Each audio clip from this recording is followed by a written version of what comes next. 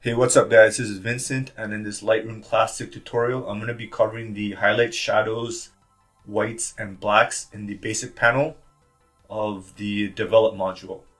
So let's get started.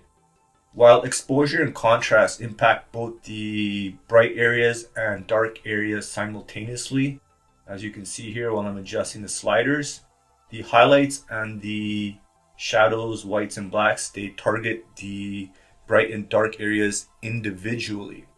So it helps you as a photographer further refine or make precise adjustments with these four sliders right here. So the highlights and whites, it's paired together or they work together, as so does the shadows and blacks. So I'll get started with the highlights. So the highlights, it's going to impact the brightest areas of the image, which is right here, as well as a little bit of the sky at the top. So if I scroll to the right, I'm going to go a little bit extreme here and just blow it up here.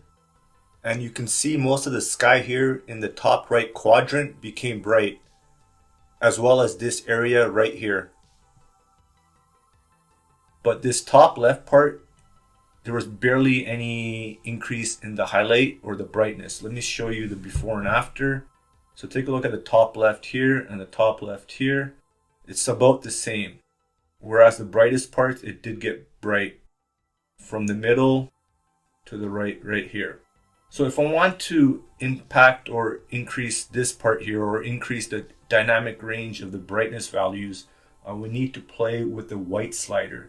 Let me just reset the highlights, get out of this view, and now I'm going to adjust the whites. And you'll notice the white slider, it'll increase the brightness values here as well as the top left, because the white slider, it changes the what's called the white point or the dynamic range in Lightroom. And let me show you the example right here.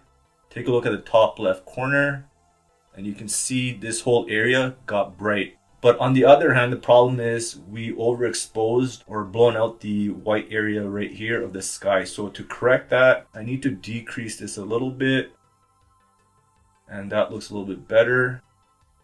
And now I can increase the highlights a little bit, increase the whites again to make this area of the sky a little bit better and not so blown out. Decrease the highlights, and let's see here what happens if I increase the whites. So it's not always easy to get the perfect balance of the highlights and whites, so you do need to play around with it. But let's take a look at the before and after. So it looks pretty good. I increased the bright areas here a little bit, but I did blow out the sky here. There are other ways to get this corrected, which we haven't learned yet, such as using adjustment brushes. I will discuss that in another video, but let me see if I can correct this image a little bit better. And there you go. So the sky looks a little bit better, but it's still blown out. But just for demonstration purposes, you can see how the highlights and whites work and what the differences are. Actually, this looks pretty good right now. Just decreasing the whites to about 65. This looks bright. And another thing I can do is to correct this image, I can increase the shadows or the blacks. So the blacks will impact the whole black or dynamic range or the black point of the image, whereas the shadows, it just impacts the dark areas. So let me give you an example to make sense of that. So here's the foreground, which is dark. So if I increase the shadows, you'll see that mainly the foreground gets bright.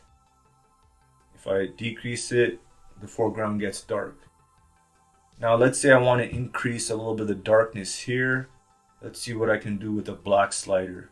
So the black slider will impact the whole tonal range of the blacks or the dynamic range, and will make the entire image a little bit brighter in the dark areas. So since I was able to make this bright, I can decrease the whites a little bit and get some of that detail and improve the sky here. And I'll increase the blacks a little bit more.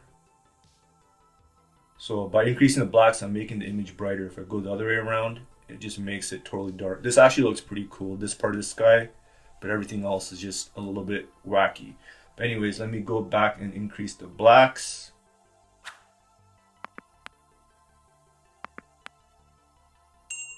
And I'll increase the shadows a little bit more.